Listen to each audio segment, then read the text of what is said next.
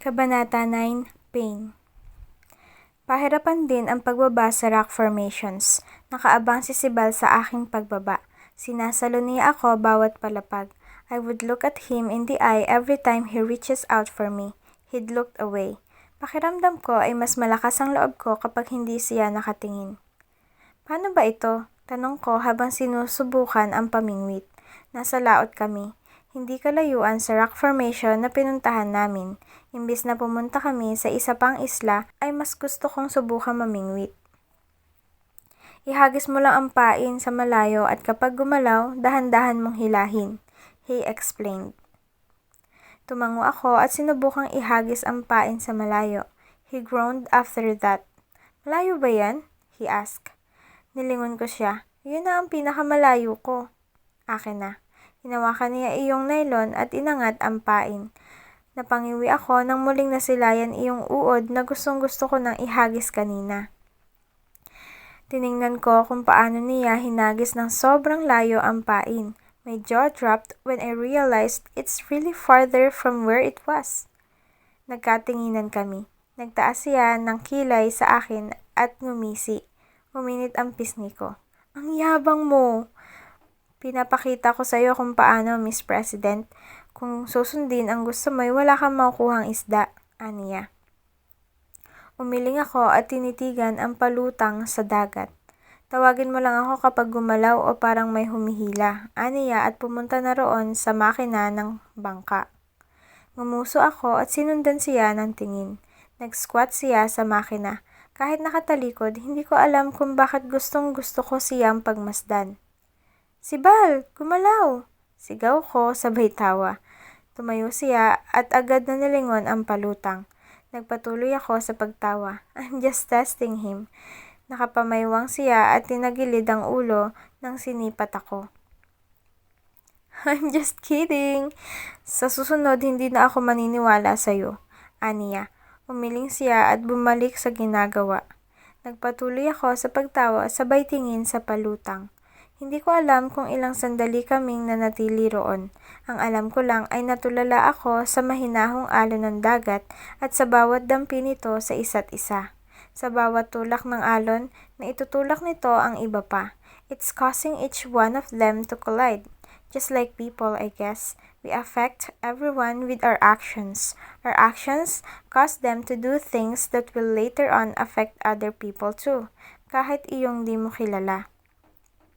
Naputol lamang ang pag-iisip ko nang hinawakan ni Sibal ang kamay ko. Lilingunin ko na sana siya, ngunit nilagay niya ang kanyang index finger sa aking labi para pigilan ako sa pagsasalita. Anong? Hindi ko tinapos dahil nakita kong gumagalaw na ang palutang. Sibal positioned himself behind me. Kinulong niya ang aking katawan sa kanyang braso habang nakahawak siya sa pamingwit. Ang sakit ng kamay ko habang iniipit niya iyon, ngunit hindi ako nagreklamo. Hinayaan ko siyang gawin iyon. Imbis na tingnan kung may nakuha bang isda, ay nasa ibang atensyon ko. His manly scent, his strong arms, his solid chest against my back, his laugh, his fucking everything. Meron na, aniya at naaninag ko ang isang isda na nakabitin sa harap ko. Kulay itim na may halong gray ang isda. Medyo takot pa ako dahil panay ang galaw nito habang nakabitin doon.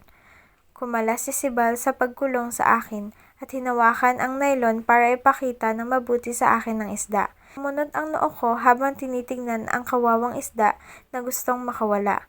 Your first fish, aniya sa ngiti. Imbis na maging masaya ako ay parang nanghina pa ang aking loob. I want that fish to live. Of course, I'm happy that I caught one, but I realize I shouldn't kill it. Bakit? Tanong ni Sibal nang napansin ang mukha ko. Pakawalan natin, sabi ko. Hinawakan ko ang nylon at tiningnang mabuti ang isda. Medyo mabigat iyon lalo na't gumagalaw pa. Ha? Ani Sibal sabay tagilid muli sa ulo. Gusto ko siyang pakawalan. Ulit ko, nagpapanik na. It might die now, so we need to hurry. The fish needs the sea. Bilis, Sibal. Utos ko sabay yugyug sa kanyang balikat. Put it back. Kitang-kita ko ang pagkakalito sa kanyang muka. Dahan-dahan niya tinanggal ang hook sa isda. Hindi pa ako komportable sa pagkakahawak niya rito. Pakiramdam ko'y nasasaktan iyon. Maaari rin itong mamatay kung pakawalan natin ngayon. Aniya sabay tingin sa akin. Ngunit wala akong ibang maisip kundi ang pakawalan na lamang ang isda. I don't care about what he has to say. I just want the fish to be free. Bilis, sabi ko. Huminga siya na malalim at marahang hinulog ang isda sa dagat. Dumungaw ako para tingnan kung lumangoy ba ito. For a split second, I saw the fish swimming and then it's gone. Is it alive? Tanong ko habang tinutukan ang dagat. I know he won't find out for sure, but his assurance would mean so much to me. I turned to him only to see him amused.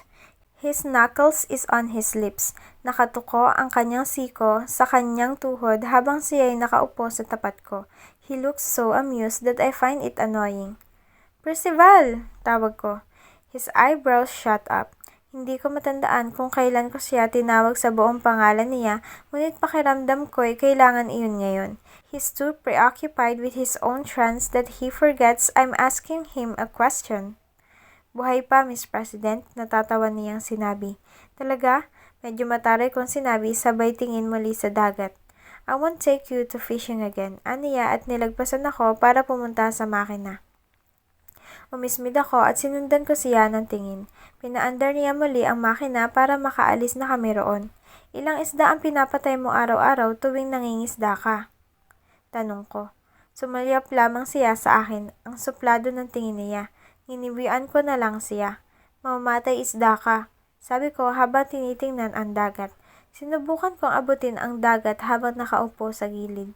Mababasa ka, Miss President, aalon na pagkalapit natin sa isla. Ayos lang, handa naman ako mabasa. Pagkasabi ko agad noon ay halos masinghot ko ang tubig dagat nang tumama iyon sa aking mukha. Shit! Nakapikit ako dahil sa hapdi ng maalat na tubig. May humila sa akin patungo sa kabilang upuan. Dinilat ko ang isang mata ko at nakita ko si Sibal sa aking harap. Inayos niya ang buhok kong dumikit sa aking leeg at may kinuha siyang puting tuwalya galing sa kung saan. Hindi ka nagdala ng tuwalya, hindi ka handang mabasa, aniya. Kinuha ko ang tuwalya niya at nilagay sa ulo ko. The smell of fabric conditioner and him mixed.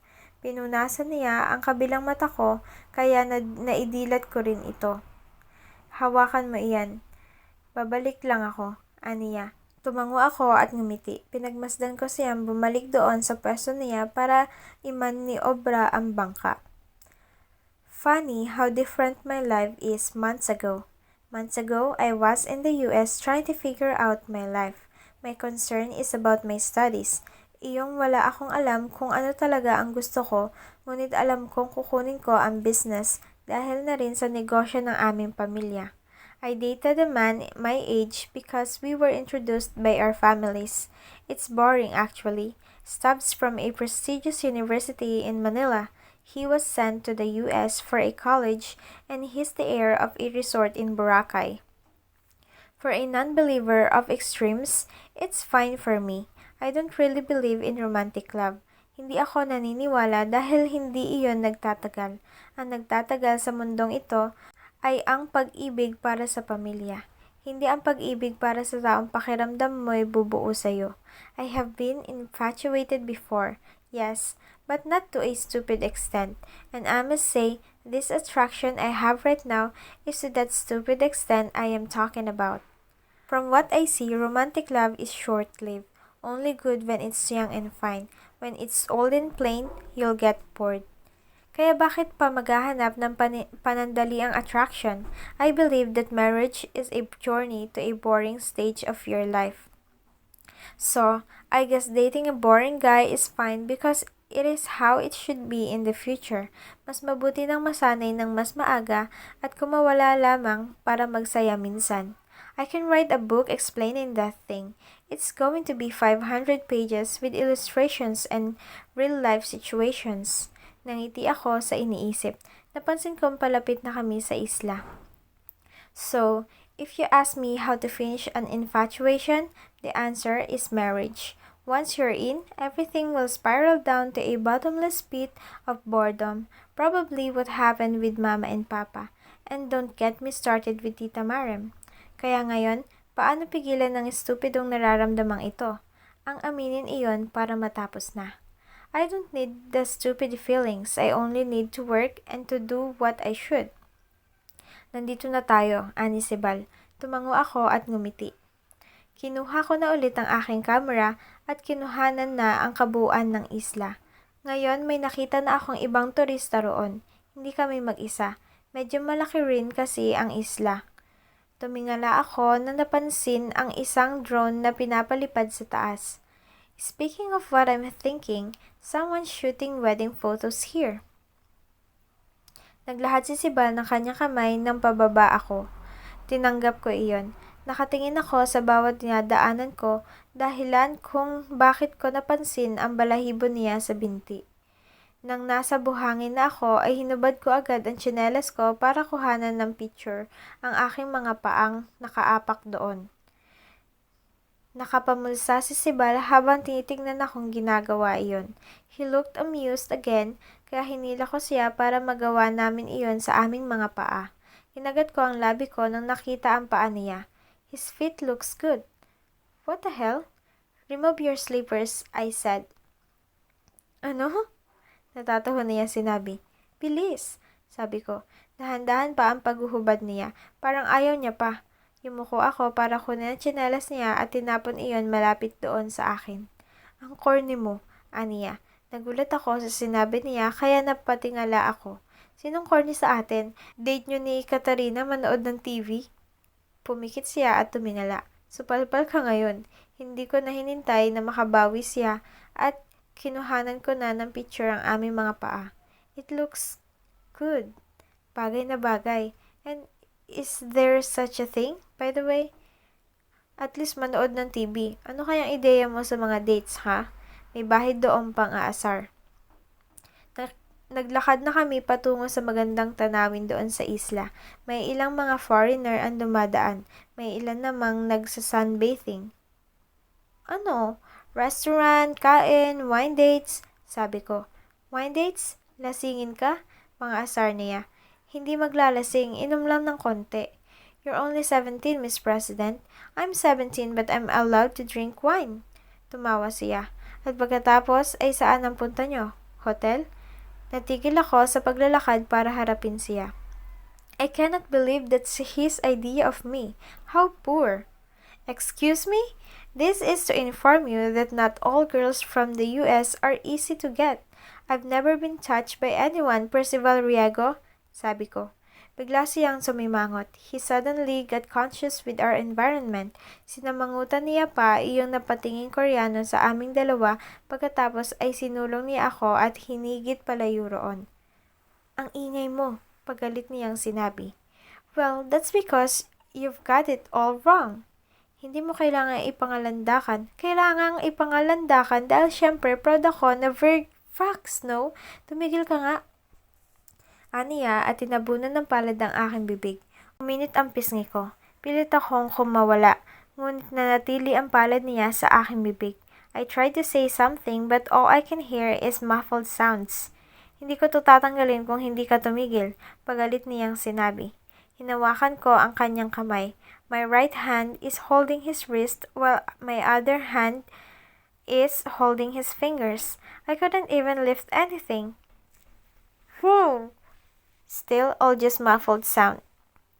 Tinanggal niya ang kanyang kamay sa aking bibig. Kitang-kita ko ang galit sa kanyang mukha. Medyo pula pa nga ang kanyang leeg at pisngi. I realized he's not really that moreno at all. He licked his lower lip. Hindi maganda ipagsigawan iyan. Pwede mo namang sarilihin, aniya. Umirap lamang ako at hindi na nakipagtalo. Nagpatuloy siya sa paglalakad. Mukhang ayaw na akong pansinin muli. Sumunod lamang ako sa kanya. Sa bilis ng paglalakad niya ay minsan tumatakbo pa ako para makaabot. Tumitigil din kasi ako para kumuha ng magandang pictures doon. Nakaramdam lamang ako ng pagod nang tumulo ang pawis sa aking noo. We've been climbing a mountain of sands for the past minutes. Marahas ang hangin sa tuktok. Halos wala akong marinig sa ibang tao dahil sa hangin. Ang buhok ko'y sumasabog at ang saya ng damit ko'y hinihipan pasilangan. Kumuha ko ng maraming pictures sa baba kung saan kitang-kita ang nanggagandahang payong at sun lounger ng mga turista. Ang tanawin, ang mga lawin sa taas, ang resort galing doon, ang Costa Leona at ang iba pang karatig isla noon. Nilagay ni Sibal ang kanyang paa sa tuktok na bato at dinungaw ang ibaba ng islang pinuntahan namin. His t-shirt's dancing because of the wind. Nakatuko ang siko niya sa kanyang tuhod. Panay ang kuha ko ng pictures sa kanya. Sa huli ay binaba ko ang camera at tinitigan ko siya. This time, for real, not through the lens. I like it here! I shouted at the top of my lungs. Nilingon ako ni Sibal. He's got that amused grin again. His irises were the strangest color I have ever seen, and I have seen different eyes from different races, but his were the most beautiful. Iba sa kanyang kapatid, iba sa kanyang ama. His thick brows highlighted it. Tumuwid siya sa pagkakatayo, dahilan kung bakit mas lalong nadipina ang kanyang katawan. Si Bal is tall, like 6 feet more or less, and his muscles were all in their right places. Kumpara sa mga kaedad ko ay mas mature ang kanyang pangangatawan. His broad shoulders can be seen even when he's just wearing his t-shirt. Man, his long powerful legs could put GQ models to shame. I like you, Percival Archuriago! Sigaw ko nang walang pag-aanlinlangan. He moved a bit. The sun rays blinded me for a moment. Nang nakapag-adjust na ang aking mga mata, nakita ko ang ekspresyon niya. His strong jaw was clenched hard and I can see the stiffness from his shoulders to his back. Hindi ako makangiti na maayos dahil sa iginawad niyang reaksyon. Kinagat ko na lamang ang pang-ibabang labi ko. There, I said it finally. The cure for infatuation is to finally say it. Eventually, it will fade at wala na akong problema. I like someone else, Miss President, malamig niyang sinabi. Oh damn, right. Tumawa lamang ako at hindi nakapagsalita. Nag-iwas si Sibal ng tingin. Sino? Si Katarina? Pain dripped like acid on my tone. Hindi ako makapaniwala sa nararamdaman ko. Hindi ako makapaniwala na unti-unting umusbong ang sakit sa aking puso. Literal na sakit. Yes. Oh. Tumawa muli ako. I know. Fuck. Did I? Binaliwala ko iyon. Nagpatuloy na lang ako sa pagkukuha ng picture. Wala sa sarili ang pagkuha ko noon. Nilagpasan niya ako. Naglakad naman ako patungo sa kung saan siya nakatayo kanina para tuluyang makuhanan ng picture ang iba pang tanawin. Habang ginagawa ko iyon ay parang pinipiga ang puso ko. Halos hindi ako makahinga. Naiirita ako sa sarili ko. Akala ko ba matatapos ito ngayon? Calm down, Snow. Breathe. Give yourself time. Kay hirap lumunok ngunit hindi ako nagpahalata. Nagpatuloy ako sa pagkuha ng picture. Sa susunod na lang tayo sa ibang isla, ani si Bal. Nilingon ko siya. Nakatingin na siya ngayon sa laot. Okay, mabuti pa nga. I have things to do in the office too. Matapang kong sinabi. Nang sinubukan niya nang tingnan ako, ay mabilis akong nag-iwas ng tingin para sa pagkuha ng picture. Snow, you're better than this. In a span of 4 weeks? 4 fucking weeks? Nawala ka sa sarili mo? Seriously? Seriously, Snow? Taas na akong tiningnan si Sibal nang sa tingin ko'y tapos na ako sa pagkuha ng mga gandang picture. I can see gentleness in his eyes and I don't understand what's it for. Tara na. Sabi ko at nagsimula ng bumaba.